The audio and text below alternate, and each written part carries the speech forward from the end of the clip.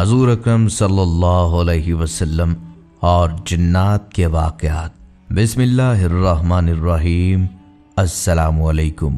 یقیناً تمام تعریفیں اللہ کے لیے ہیں، ہم اس کی تعریف بیان کرتے ہیں اور اسی سے مدد کے طلبگار ہیں۔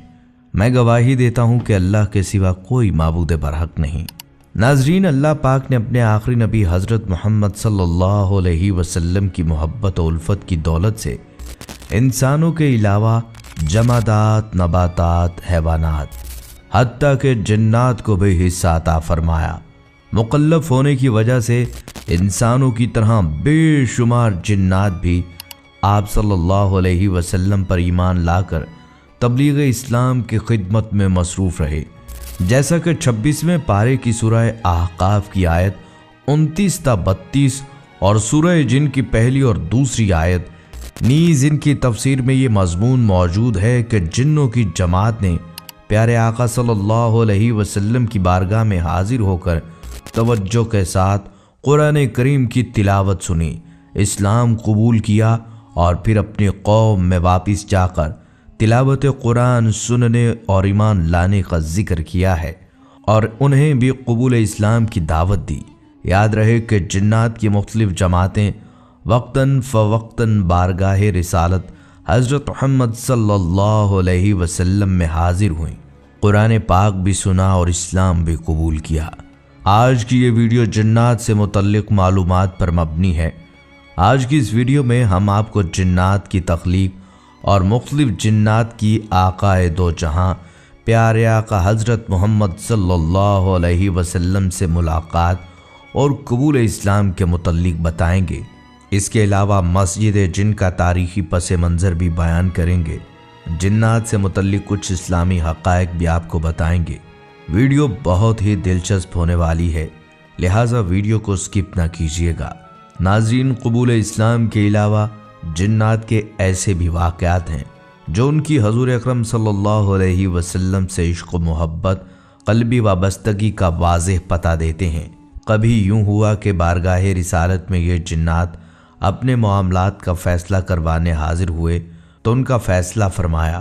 کبھی یوں ہوا کہ حاضر ہوئے تو واپسی کے سفر کے لیے خوراک کی فریاد کی تو ان کی فریاد رسی فرمائی۔ کبھی یوں ہوا کہ حضرت نوح علیہ السلام کے ہاتھ پر توبہ کرنے اور کئی انبیاء اکرام علیہ السلام کی صحبتیں پانے والا ابلیس کا پڑپوتا حامہ حاضر ہوا اور حضرت عیسیٰ علیہ السلام کا سلام بارگاہ رسالت میں پیش کرنے کے بعد قرآن مجید سیکھنے کا خواستگار ہوا تو آپ صلی اللہ علیہ وسلم نے اسے چند صورتیں سکھانے کے بعد آئندہ بھی اسے اپنی ملاقات کے لیے آتے رہنے کی تاکید فرمائی۔ کبھی یوں ہوا کہ ہجرت کے موقع پر شان مصطفیٰ اور شان صدیقی میں قصیدہ گوئی کرتے ہوئے مقام ہجرت کی نشاندہی کی اور یوں حضور صلی اللہ علیہ وسلم کی نشان منزل سے بے خبر عاشقان مصطفیٰ کی تسلی کا ساماں کیا۔ کبھی ذکر مصطفیٰ کے چرچے کیے تو کبھی گستاخان رسول کو کیفر کردار تک پہنچا کر نرالے انداز میں اسلام اور بانی اسلام خیر الانام حضرت محمد صلی اللہ علیہ وسلم کی صداقت کا پرچار کیا۔ ناظرین، حضرت عبد الرحمن بن عوف رضی اللہ تعالیٰ عنہ سے مروی ہے کہ نبی صلی اللہ علیہ وسلم کی ولادت شریف ہوئی تو جبل ابو قیس اور حجون کے پہاڑوں پر چڑھ کر جنات نے ندا کی۔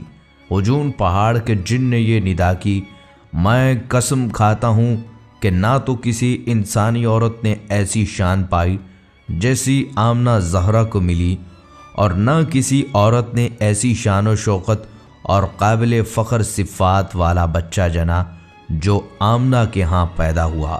یہ حضرت احمد صلی اللہ علیہ وسلم تمام قبائل میں سب سے افضل ہیں۔ والدہ اور ان کے صاحبزادے دونوں ہی قابل عزت اور واجب الاحترام ہیں۔ اور جبل ابو قیس پر موجود جن نے یوں صدا کی، آئے بطحا یعنی مکہ مکرمہ کے مکینوں، حقیقت ماننے میں غلطی مت کرنا اور روشن عقل سے اس حقیقت کو واضح کر لینا کہ قبیلہ بنو زہرہ جو زمانوں سے تمہاری ہی نسل سے تھے اور آج بھی تمہارے سامنے ہیں، اس نسل کے گزرے ہوئے اور موجود تمام لوگوں میں سے یا غیروں میں سے ہی صحیح، لیکن کوئی ایک خاتون ایسی دکھا دو جس نے نبی کریم صلی اللہ علیہ وسلم جیسا پاک باز جنا ہو۔ ناظرین، حضور اکرم صلی اللہ علیہ وسلم کی علل اعلان دعوت اسلام پر رؤسائے کفار بپھر گئے اور آپ صلی اللہ علیہ وسلم کو جادوگر اور جھوٹا مشہور کرنے کا منصوبہ بنا لیا۔ البتہ جب اپنے ساتھی ولید سے رائے لی تو اس نے اظہار رائے کے لیے 3 دن کی مہلت مانگی اور گھر چلایا۔ اس کے گھر سونے چاندی کے 2 بت تھے جنہیں اس نے جواہرات اور قیمتی لباس پہنا کر کرسیوں پر بٹھا رکھا تھا۔ اس نے 3 دن مسلسل ان کی خوب عبادت کرنے کے بعد نہایت ہی گڑ گڑا کر اپنے بت سے کہا، میری بے لوث عبادت کا واسطہ مجھے بتاؤ کہ محمد سچے ہیں یا نہیں۔ اسی وقت ایک شیطانی جن ایک بت کے اندر گیا، بت میں حرکت آیا اور بولا، محمد نبی نہیں، ہرگز ان کی تصدیق مت کرنا۔ ولید خوش ہو گیا اور اس نے دوسرے کافروں کو بھی بلا کر بت کی بکواس سنائی۔ پھر ان بدبختوں نے بڑے مجمع کا احترام کر کے سرکار دو عالم صلی اللہ علیہ وسلم کو بھی بلوایا، اپنے بت کو مختلف رنگوں کا لباس پہنایا۔ آپ صلی اللہ علیہ وسلم حضرت ابن مسعود رضی اللہ تعالیٰ عنہ کو ساتھ لے کر تشریف لائے۔ کفار نے بت کو سجدہ کیا۔ پھر ولید نے بت سے کہا، میرے معبود، تو محمد صلی اللہ علیہ وسلم کے بارے میں اظہار خیال کر۔ بت نے آپ صلی اللہ علیہ وسلم کے بارے میں نازیبا باتیں کی۔ آپ صلی اللہ علیہ وسلم وہاں سے اٹھ کر تشریف لے گئے۔ راستے میں سبز لباس میں ملبوس ایک سوار ملا۔ اس کے ہاتھ میں ننگی تلوار تھی جس سے خون ٹپک رہا تھا۔ سوار گھوڑے سے اترا اور نہایت ادب سے سلام کیا اور بتایا، میرا نام مہین بن ابہر ہے، کوہ طور پر میرا گھر ہے۔ میں نے نوح علیہ السلام کے زمانے میں اسلام قبول کیا۔ میں سفر میں تھا، وطن واپسی ہوئی تو گھر پہنچنے پر زوجہ نے روتے ہوئے بتایا کہ مظفر نامی جن نے آپ صلی اللہ علیہ وسلم کی گستاخی کی ہے۔ میں اسی وقت اس کے تعقب میں نکلا۔ صفا و مروہ کے درمیان وہ مجھے مل ہی گیا۔ میں نے وہیں اس کا سر اتار دیا۔ یہ رہا اس کا سر، اور وہ خود کتے کی صورت میں وہاں مرا پڑا ہے۔ رسول اللہ صلی اللہ علیہ وسلم اس کی باتیں سن کر خوش ہوئے۔ نیز جب اگلے دن کفار پھر مجمع میں حبل نامی بت کو زیورات اور ملبوسات سے سجا کر اور اسے سجدہ کر کے بولے کہ محمد کو برا بھلا کہے، تو مہین نامی یہی جن حضور صلی اللہ علیہ وسلم کی اجازت سے اس بت میں جا کر بولا، اے اہل مکہ، حضرت محمد صلی اللہ علیہ وسلم سچے ہیں، ان کی باتیں اور دین سچا ہے۔ یہ تمہیں باطل کی جگہ دین حق اپنانے کی دعوت دیتے ہیں، جبکہ تم اور تمہارے بت باطل اور جھوٹے ہیں، خود کو گمراہ اور دوسروں کو گمراہ کرنے والے ہو۔ اگر تم محمد عربی پر ایمان لا کر ان کی تصدیق نہ کرو تو روز قیامت دوزخ تمہاری دائمی ٹھکانہ ہوگا۔ لہٰذا حضرت محمد صلی اللہ علیہ وسلم پر ایمان لے آؤ، جو اللہ کے رسول اور خلق کے خدا میں سب سے افضل ہیں۔ اپنے ہی بت سے یہ باتیں سن کر ایک طرف تو کفار آگ بگولا ہو گئے، بلکہ ابو جہل نے اسے اٹھا کر زمین پر پٹخ دیا اور پھر اسے نذر آتش کر دیا، جبکہ دوسری طرف آپ صلی اللہ علیہ وسلم نہایت خوش ہوئے اور آپ نے اس جن کا نام عبداللہ رکھ دیا۔ ناظرین، جنات کے قرآن سننے اور ایمان لانے کا احادیث صحیحہ میں اس طرح ذکر آیا ہے کہ رسول اللہ صلی اللہ علیہ وسلم کی بعثت کے وقت جب جنات کو آسمانی خبریں سننے سے روک دیا گیا تو آپ صلی اللہ علیہ وسلم کی نبوت اور بعثت کے بعد جو جن آسمانی خبریں سننے کے لیے اوپر جاتا تو اس پر شہاب ثاقب پھینک کر دفع کر دیا جانے لگا۔ جنات میں اس بات کا تذکرہ ہوا کہ اس کا سبب معلوم کرنا چاہیے کہ کون سا نیا واقعہ دنیا میں ہوا ہے جس کی وجہ سے جنات کو آسمانی خبروں سے روک دیا گیا ہے۔ جنات کے مختلف گروہ دنیا کے مختلف خطوں میں اس کی تحقیقات کے لیے پھیل گئے۔ ان کا ایک گروہ حجاز کی طرف بھی پہنچا۔ اس روز آپ صلی اللہ علیہ وسلم اپنے چند صحابہ کے ساتھ مقام بطن نخلہ میں تشریف فرما تھے اور سوق عکاظ کی طرف جانے کا قصد تھا۔ عرب کے لوگ تجارتی اور معاشرتی امور کے لیے مختلف مقامات پر خاص ایام میں بازار لگایا کرتے تھے، جس میں ہر خطے کے لوگ جمع ہوتے، دکانیں لگتیں اور اجتماعات اور جلسے ہوتے تھے، جیسے ہمارے زمانے میں اسی طرح کی نمائشیں جا بجا ہوتی ہیں۔ انہی میں سے ایک بازار مقام اوقاز میں لگتا تھا۔ رسول اللہ صلی اللہ علیہ وسلم غالباً دعوت و تبلیغ اسلام کے لیے تشریف لے جا رہے تھے۔ اس مقام بطن نخلہ میں آپ صلی اللہ علیہ وسلم صبح کی نماز پڑھا رہے تھے کہ وہ جنات یہاں پہنچے۔ قرآن مجید سن کر کہنے لگے کہ بس وہ نئی بات یہی ہے جو ہمارے اور آسمانی خبروں کے درمیان حائل ہوئی ہے۔ ایک روایت میں ہے کہ وہ جنات جب یہاں آئے تو باہم کہنے لگے کہ خاموش ہو کر قرآن سنو۔ جب آپ صلی اللہ علیہ وسلم نماز سے فارغ ہوئے تو اسلام کی حقانیت پر یقین و ایمان لا کر اپنی قوم کے پاس واپس آ گئے اور ان کو اس واقعے کے اصلی سبب کی اور اس کی خبر دی کہ ہم مسلمان ہو گئے، تم کو بھی چاہیے کہ ایمان لے آؤ۔ مگر رسول اللہ صلی اللہ علیہ وسلم کو ان جنات کے آنے جانے اور قرآن سن کر ایمان لے آنے کی خبر نہیں ہوئی، یہاں تک کہ وہ سورہ جن کا نزول ہوا جس میں آپ کو اس واقعے کی خبر دی گئی۔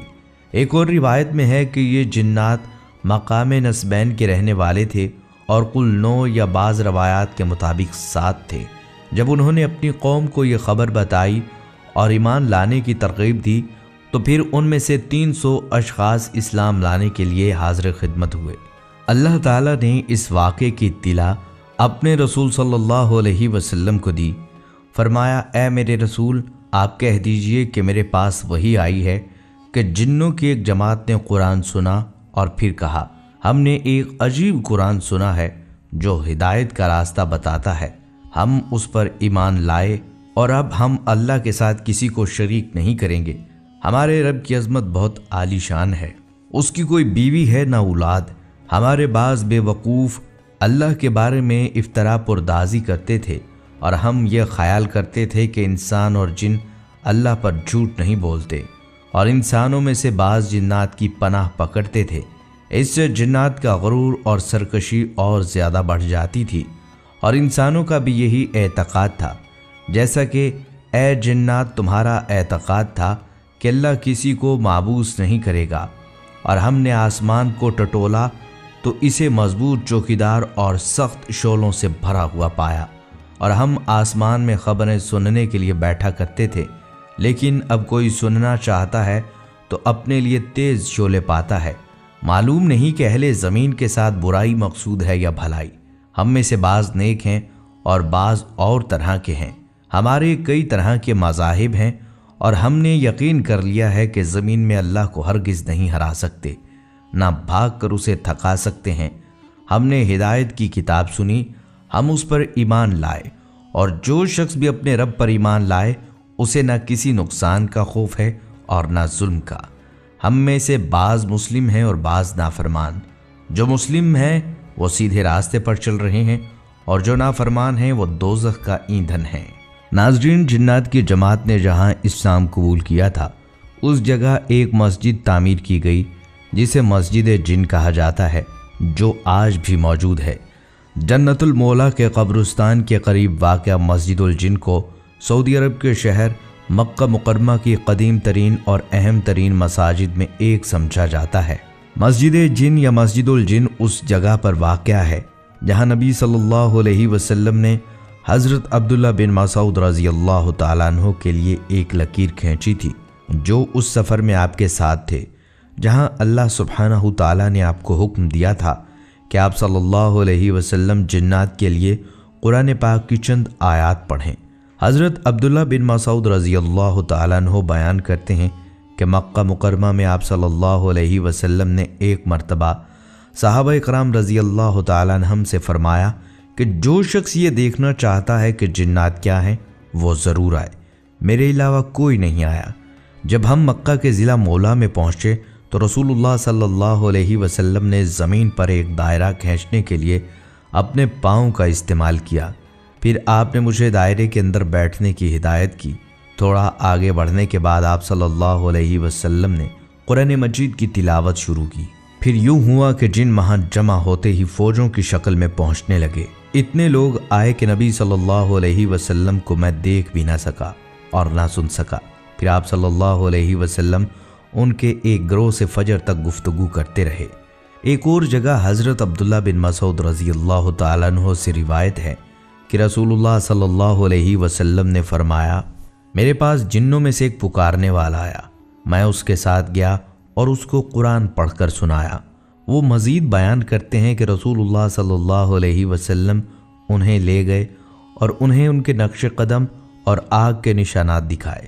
انہوں نے اس سے رزق طلب کیا اور اس نے اللہ سبحانہ تعالیٰ سے دعا کی تھی اور ان سے کہا تھا تمہاری ہر وہ ہڈی ہوگی جس پر اللہ کا نام لیا جائے گا، جب یہ آپ کے ہاتھ میں آ جائے گا تو اس پر کافی گوشت ہوگا اور تمام قطرے آپ کے جانوروں کی خوراک ہیں۔ پھر رسول اللہ صلی اللہ علیہ وسلم نے فرمایا، ان ہڈیوں اور گوبر کو قضائے حاجت کے بعد اپنے آپ کو صاف کرنے کے لیے استعمال نہ کرو، کیونکہ یہ تمہارے بھائیوں کی خوراک ہیں۔ بحوالہ صحیح مسلم۔ اس واقعے کے بعد نبی صلی اللہ علیہ وسلم نے جنات کے سردار سے ملاقات کی اور ان کی بیعت اور ان کے قبول اسلام کو قبول کیا۔ یہ واقعہ قرآن پاک کی سورۃ الجن میں بھی مرکوز ہے، جس کا تذکرہ ہم ویڈیو کے پہلے حصے میں کر چکے ہیں۔ مسجد الجن کو بیعت کی مسجد بھی کہا جاتا ہے، کیونکہ اس مقام پر تعمیر کی گئی تھی جہاں جنات نے اپنے آپ کو پیغمبر اکرم صلی اللہ علیہ وسلم سے بیعت کیا تھا اور اسلام کی تعلیمات کو قبول کیا تھا۔ آج کے دوران حج کا موسم اور عمرہ دنیا بھر سے مسلمان مسجد الجن کو دیکھنے آتے ہیں۔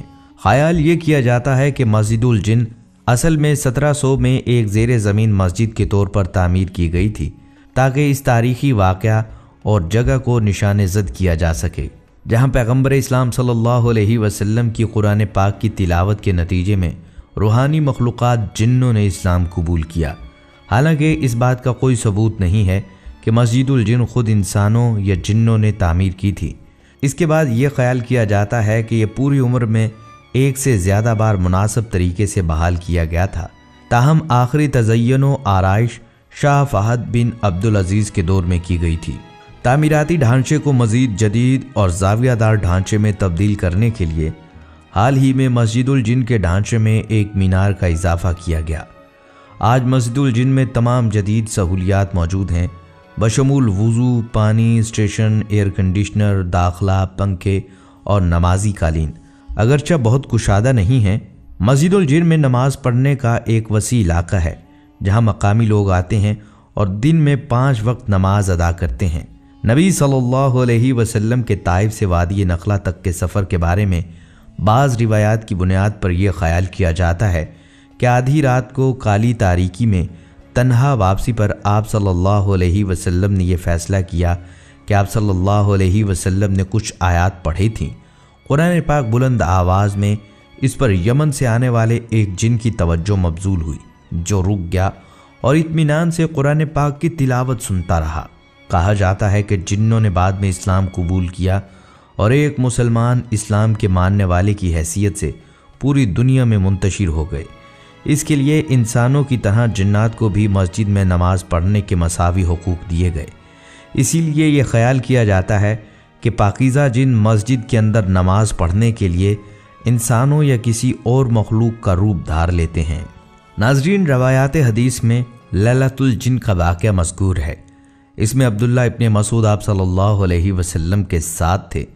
اس سے واضح طور پر معلوم ہو جاتا ہے کہ آپ صلی اللہ علیہ وسلم جنات کو تبلیغ و دعوت کے لیے مکہ مکرمہ کے قریب ایک جنگل میں تشریف لے گئے تھے اور انہیں آپ صلی اللہ علیہ وسلم نے قرآن کریم پڑھ کر سنایا تھا اور ان کے سوالات کے جوابات بھی دیے تھے۔ علامہ خفاجی کہتے ہیں، احادیث معتبرہ سے ثابت ہوتا ہے کہ جنات کے وفود آپ صلی اللہ علیہ وسلم کی خدمت میں 6 مرتبہ حاضر ہوئے۔ یقیناً جنات سے آپ صلی اللہ علیہ وسلم کی گفتگو بھی ہوئی اور آپ صلی اللہ علیہ وسلم نے انہیں قرآن کریم بھی سنایا۔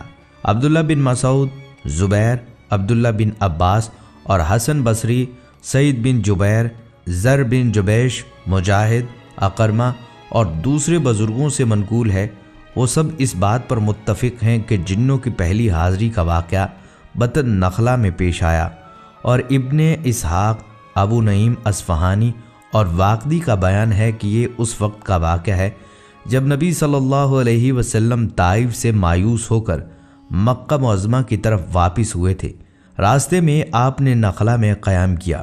وہاں عشاء یا فجر یا تہجد کی نماز میں آپ قرآن مجید کی تلاوت فرما رہے تھے کہ جنات کے ایک گروہ کا ادھر سے گزر ہوا اور وہ آپ کی قرات سننے کے لیے ٹھہر گیا۔ اس کے ساتھ تمام روایات اس بات پر بھی متفق ہیں کہ اس موقع پر جن حضور صلی اللہ علیہ وسلم کے سامنے نہیں تھے، نہ آپ نے ان کی آمد کو محسوس فرمایا، بلکہ بعد میں اللہ تعالیٰ نے وحی کے ذریعے آپ کو ان کے آنے کی خبر اور قرآن مجید سننے کی خبر دی۔ ناظرین، یہاں آپ کو جنات کی دعوت اسلام کا ایک واقعہ بھی سناتے چلیں۔ ایک دن حضرت عمر خطاب رضی اللہ تعالیٰ عنہ بیٹھے ہوئے تھے کہ ان کے پاس ایک آدمی گزرا۔ کسی نے پوچھا، اے امیر المومنین، کیا آپ اس گزرنے والے کو جانتے ہیں؟ حضرت عمر رضی اللہ تعالیٰ عنہ نے پوچھا، یہ کون ہے؟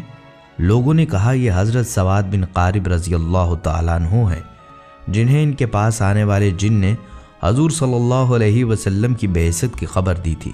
چنانچہ حضرت عمر رضی اللہ تعالیٰ عنہ نے پیغام دے کر انہیں بلایا اور فرمایا، کیا آپ سواد بن قارب ہیں؟ انہوں نے ہاں میں جواب دیا تو حضرت عمر رضی اللہ تعالیٰ عنہ نے فرمایا، کہ تم زمانہ جاہلیت میں کہانت کا کام کرتے تھے؟ اس پر حضرت سواد رضی اللہ تعالیٰ عنہ کو غصہ آ گیا اور کہا، امیر المومنین، جب سے میں مسلمان ہوا ہوں کبھی کسی نے میرے منہ پر ایسی بات نہیں کی۔ حضرت عمر رضی اللہ تعالیٰ عنہ نے کہا، سبحان اللہ، ہم تو جاہلیت میں شرک پر تھے اور یہ شرک تمہاری کہانت سے زیادہ برا تھا۔ تمہارے تابع جن نے حضور صلی اللہ علیہ وسلم کی بعثت کی جو خبر دی تھی وہ مجھے بتاؤ۔ حضرت عمر رضی اللہ تعالیٰ عنہ کی فرمائش پر حضرت سواد رضی اللہ تعالیٰ عنہ نے اپنا تفصیل سے واقعہ سناتے ہوئے عرض کیا، اے امیر المومنین رضی اللہ تعالیٰ عنہ، ایک رات میں لیٹا ہوا تھا اور بیداری اور نیند کی درمیانی حالت میں تھا۔ میرے پاس ایک جن آیا اور مجھے پاؤں مار کر کہتا، اے سواد بن قارب، اٹھ اور میری بات غور سے سن۔ اگر تیرے اندر عقل ہے تو سمجھ لے کہ قریش کی شاخ لوی بن غالب میں ایک رسول معبوس ہوا ہے جو اللہ کی اور اس کی عبادت کی دعوت دیتا ہے۔ مجھے اس بات پر تعجب ہوا کہ جنات حق کو تلاش کر رہے ہیں اور سفید اونٹوں پر کجاوے باندھ کر ہر طرف کا سفر کر رہے ہیں۔ یہ سب ہدایت حاصل کرنا چاہتے تھے، لہٰذا تم سفر کر کے اس ہستی کے پاس جاؤ جو بنی ہاشم میں چیدہ اور عمدہ ہیں، اور ہدایت میں پہلو کرنے والا دیر کرنے والے کی طرح نہیں ہوگا بلکہ اس سے افضل ہوگا۔ میں نے اس جن سے کہا، مجھے سونے دو، مجھے شام سے بہت نیند آ رہی ہے۔ اگلی رات وہ میرے پاس آیا اور اس نے مجھے پاؤں مار کر پھر گزشتہ رات والی ساری بات بتائی۔ اسی طرح مسلسل 3 راتیں وہ جن مجھے آ کر بتاتا رہا۔ چنانچہ میں اٹھا اور میں نے کہا، اللہ تعالیٰ نے میرے دل کو جانچ لیا ہے، یعنی جن کی بات صحیح ثابت ہوئی اور میں اونٹنی پر سوار ہو کر چل دیا۔ پھر میں مدینہ آیا تو وہاں حضور صلی اللہ علیہ وسلم اپنے صحابہ کرام کے ساتھ تشریف فرما تھے۔ میں نے قریب جا کر عرض کیا، میری درخواست بھی سن لیں۔ آپ صلی اللہ علیہ وسلم نے فرمایا، کہو۔ میں نے یہ اشعار پڑھے۔ ابتدائی رات کا کچھ حصہ گزر جانے کے بعد اور میرے کچھ سو لینے کے بعد مجھے سرگوشی کرنے والا جن میرے پاس 3 رات تک آتا رہا، اور جہاں تک میں نے اسے آزمایا وہ جھوٹا نہیں تھا۔ وہ ہر رات مجھ سے یہی کہتا کہ تمہارے پاس ایک رسول آیا ہے جو قبیلہ لوی بن غالب سے ہے۔ اس پر میں نے سفر کی مکمل تیاری کر لی اور تیز رفتار والی اونٹنی مجھے لے کر ہموار اور وسیع میدانوں میں چلتی رہی۔ میں گواہی دیتا ہوں کہ اللہ کے سوا کوئی چیز عبادت کے لائق نہیں، اور آپ صلی اللہ علیہ وسلم ہر بات کے بارے میں قابل اعتماد ہیں۔ اور اے قابل احترام اور پاکیزہ لوگوں کے بیٹے، آپ صلی اللہ علیہ وسلم تک پہنچنے کے لیے تمام رسولوں میں سب سے زیادہ قریبی وسیلہ ہیں۔ اے روئے زمین پر چلنے والے سب سے اچھے انسان، آپ صلی اللہ علیہ وسلم ہمیں ان تمام اعمال کا حکم فرمائیں جو آپ صلی اللہ علیہ وسلم کے پاس اللہ کی طرف سے آ رہے ہیں۔ ہم ان اعمال کو ضرور کریں گے، چاہے اعمال کی محنت میں ہمارے بال سفید ہو جائیں۔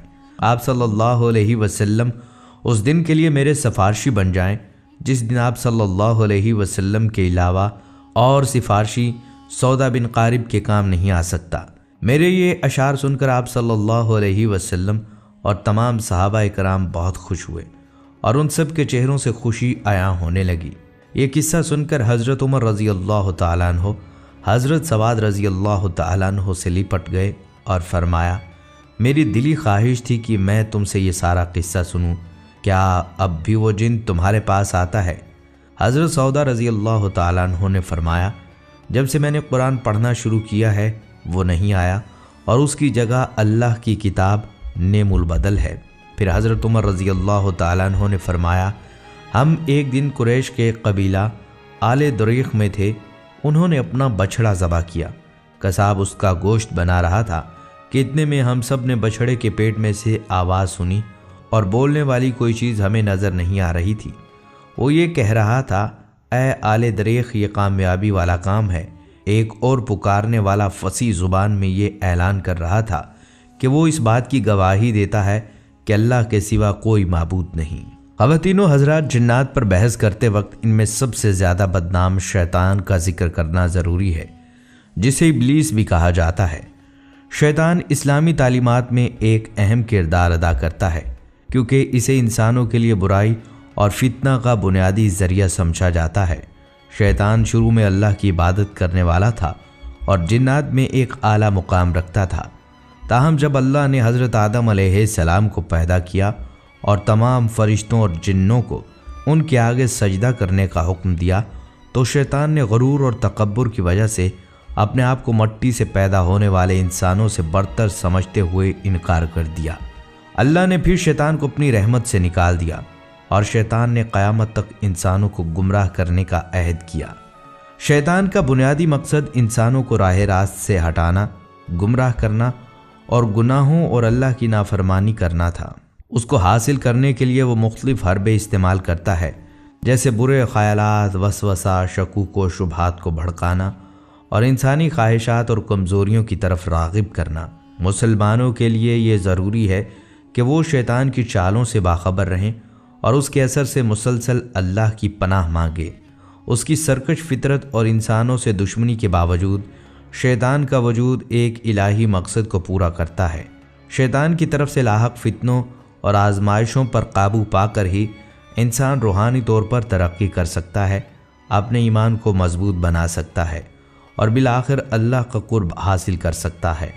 शैतान के वसवसों का मुकाबला करने और तलाश करने से अल्लाह की हिदायत मोमिनीन अपनी इबादत में अपनी अक़ीदत और इखलास का मुज़ाहरा कर सकते हैं। आखिर में शैतान को जिन समझना और इंसानों को नेकी से दूर करने में इसका किरदार इस्लामी तालीमात का एक लाजमी पहलू है। उसकी चालों को पहचान कर अल्लाह की पनाह मांग कर मुसलमान उसके असर से अपने आप को बचा सकते हैं और सीधे रास्ते पर चलने की कोशिश कर सकते हैं। नाजरीन, इस्लाम सिखाता है कि मोमिनों को जिन्नों के शर और उनके फितनों से अल्लाह की पनाह मांगनी चाहिए। कुरान मजीद की मखसूस आयात की तिलावत करना, जैसा कि आखिरी दो सूरतें सूरतुल फलक और सूरह नास एक ताकतवर तरीका समझा जाता है। तहफ़्फ़ुज़ तलाश करें। मज़ीद बरा मुसलमानों को नमाज, तिलावत कुरान और उसके नाम की याद के ज़रिए अल्लाह के साथ मज़बूत ताल्लुक़ बरकरार रखने की तरग़ीब दी जाती है, क्योंकि ये आमाल जिन्नों और उनके असर व रसूख के ख़िलाफ़ किसी रूहानी दिफा को मजबूत बनाते हैं, जबकि जिन्नात इस्लामी कायनात का एक लाजमी हिस्सा हैं। लेकिन मुसलमानों के लिए ज़रूरी है कि वो दुनिया में अपने किरदार के बारे में मतवाज़न तफ़हीम को बरकरार रखें। नाजरीन, ये थी हमारी आज की वीडियो। हम उम्मीद करते हैं कि आपको ये वीडियो ज़रूर पसंद आई होगी। अगर आपको ये वीडियो पसंद आई है तो आपसे गुजारिश है आप हमारे चैनल को सब्सक्राइब करें और साथ ही लगे बेल के बटन को भी प्रेस कर लें, ताकि आपके पास हमारी आने वाली मज़ीद मालूमाती वीडियोस का नोटिफिकेशन बर वक्त मिलता रहे। सब्सक्राइब के साथ साथ हमारी वीडियो को लाइक भी करें और कीमती राय का इजहार कमेंट्स में ज़रूर करें।